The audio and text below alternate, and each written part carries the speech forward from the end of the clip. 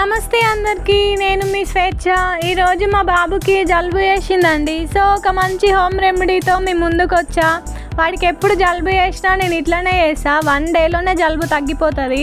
ఈ రెమెడీ కోసం మనం ఏదైనా ఒక ప్లేట్ తీసుకొని ప్లేట్ని హీట్ చేసుకోవాలండి. ప్లేట్ హీట్ అయిన తర్వాత గ్యాస్ కట్టేసుకొని దానిపైన తమలపాకులను హీట్ చేసుకోవాలి. దీనికోసం నేను ఒక 3 తమలపాకులు ఇంకా బేబీ విక్స్ రబ్ని తీసుకున్నా.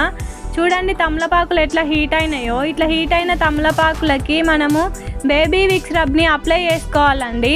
దానికన్నా ముందు బాబుకి గోరువెచ్చటి నీటితో స్నానం చేపిస్తే జలుబు జల్దీ తగ్గిపోతుందండి.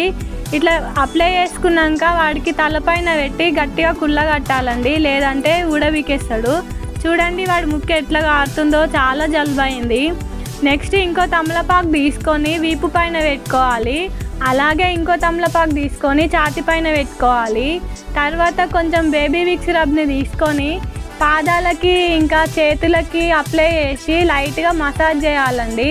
వాటర్లో ఆడుతుంటే సమ్మరే కదా, ఏం కాదులే అని చెప్పి లైట్ తీసుకున్నా. సో జలుబు అయింది. నేను చేసిన పొరపాటు మీరు చేయకండి, పిల్లల్ని వాటర్లో ఆడనివ్వకండి. తర్వాత యాంటీసెప్టిక్ సిరప్ తీసుకొని 3.5 mlని వేయాలి. మా బాబుకి 9 months అండి. సో 3.5 ml వేసిన.